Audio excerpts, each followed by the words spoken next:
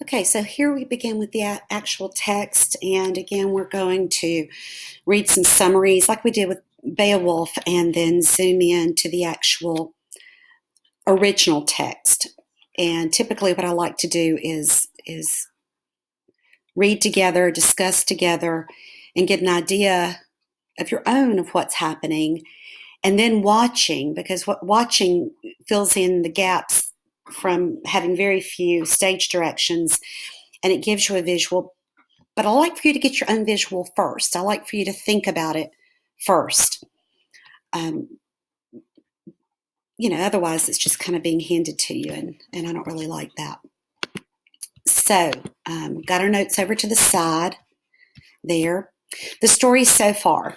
Set in medieval Scotland and partly based on a true historical account, Macbeth charts the bloody rise to power and tragic downfall of the warrior Macbeth. In a desolate place blasted by thunderstorms, three witches meet to predict the future. Remember, King James would have loved that. He would have been entranced immediately. Scotland is at war, and this would have been Scotland under feudalism. And notice they're fighting the Norwegians. That was the Norwayans. That's basically Beowulf's people. Beowulf was from Norway, and then he went to Denmark to help Hrothgar, king of the Danes. So, we're still talking about really the same people, but now Beowulf's people are coming over to Scotland, which is, up there, and the Vikings did. Some of the place names up there are still have Viking names, and there are Viking settlements that have been excavated that you can still visit. It's really cool. So, Scotland is at war with the Vikings. King Duncan faces not only his own rebellious kinsmen, because remember, you kill the king, you can become the king. So it was a very dangerous prospect. But also an invasion by King Sweno of the Norwegians. Duncan receives 3 significant reports. Now, you were supposed to have read scenes 1 through 4, and so this is a summary of that. And it's going to help if you've actually read that. The death of the rebel MacDonald at the hands of brave Macbeth. So you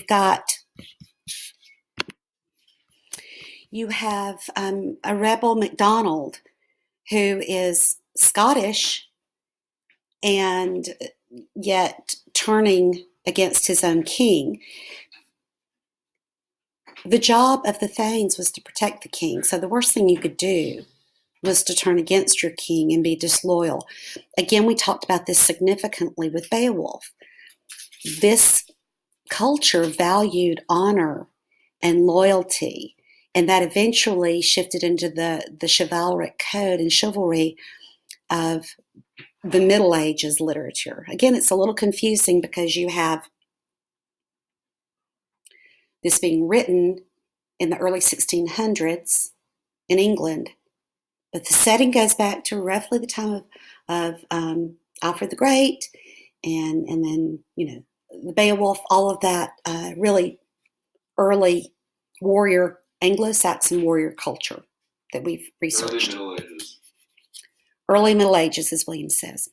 So, Macbeth, the lead character, when we start, has killed a rebel in protection of King Duncan. And as a result of that, Macbeth becomes a hero. Brave Macbeth. And Macbeth and Banquo were fighting, and even though the Norwegians came up with new men, new armament, fresh troops, Macbeth, Banquo, and the men they led doubled down. You would think they would give up. No, they fought harder. So I feel a little less comfortable saying this on a recording because that means there's proof. But basically, we're supposed to see at the beginning of Act 1 that Macbeth is a total badass. I mean, he slices and he dices. When he split the man from chops to nave, that means he cut him from mouth to abdomen. He just slices and dices. So he is tough. He is loyal. He is protective of King Duncan. He fights the rebels among his own people, and he fights the Norwegians. And also, he's against the treachery of the Thane of Cawdor, who has sided with the enemy. Again, you have the rebellion and people switching sides, and all for their own gain, personal gain. But again, going for greed against loyalty to your king was totally against the code of that time. For Thane, think of, oh, okay, I just got an email. From Thane, think back to the Beowulf culture. So Thane of Cawdor means, Thane is a title. He's a warrior. And Cawdor would be his area, his fiefdom. If you protect the king then grants you lands and treasures and such. And then that passes down to the oldest male child. So we've had the Thane of Cawdor, who has been rebellious also against King Duncan, who sided with the enemy.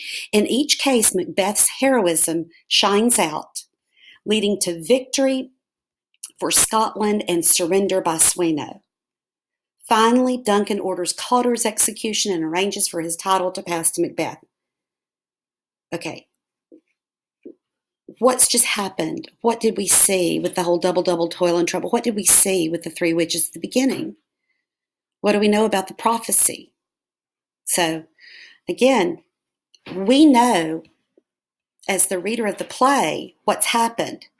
But when Macbeth and Banquo come across the witches on the British moors, or the Scottish moors, I guess, they have no idea. So at the clap of thunder, the witches reappear, having demonstrated their power by casting a terrible curse upon a sailor whose wife offended one of them.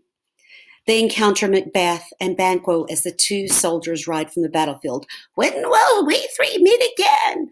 Will lightning, thunder, or in rain? When the hurly-burly's done, when the battle's lost and won. My memory's getting better. The battle lost and won.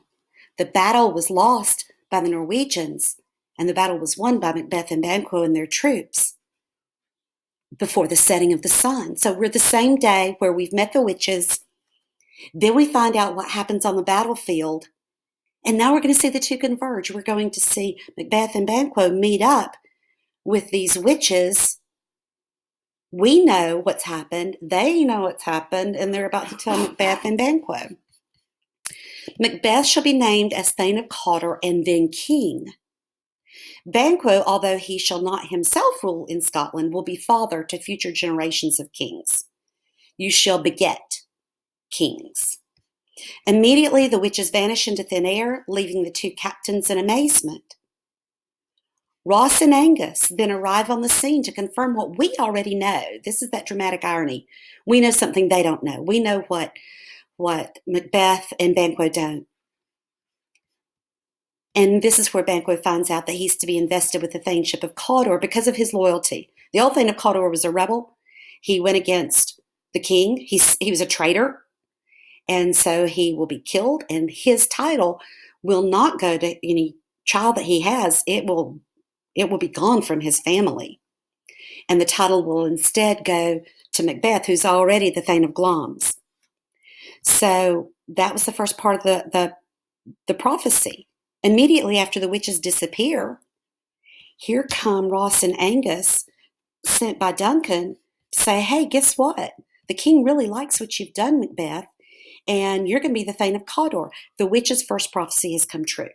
So this connects back to your writings of what would you think? What would you do if you were told a prophecy? If you were told three, and the first one came true.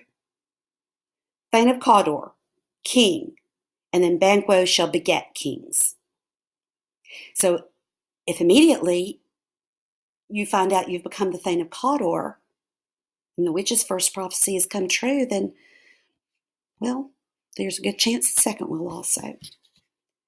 Meanwhile, in the palace courtroom, King Duncan receives the news of the execution of Cawdor and delivers formal thanks to Macbeth and Banquo when they reach him for their part in the battle.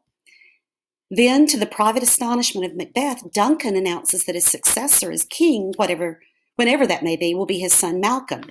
Bum, bum, bum. This is not unusual. This should not be a shock to Macbeth. The oldest male heir, primogeniture, always inherits the castle, inherits the title.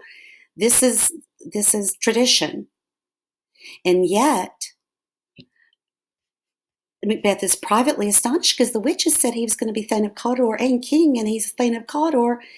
So what's this deal about Malcolm?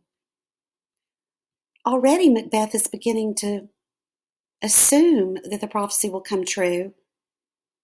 And so who stands between him and his becoming king?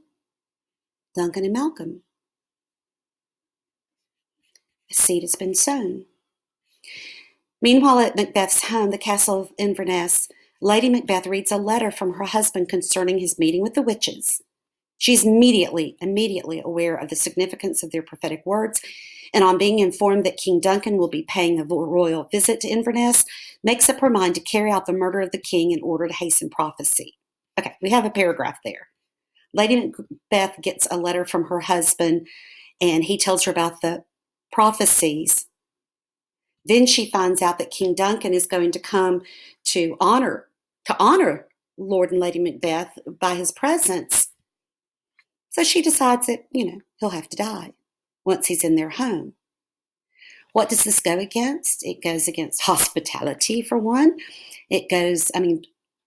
Macbeth is supposed to protect the king, but in Macbeth's own castle, certainly he would be responsible for the life of the king. So now it's one of those situations that Shakespeare loves to throw out at us.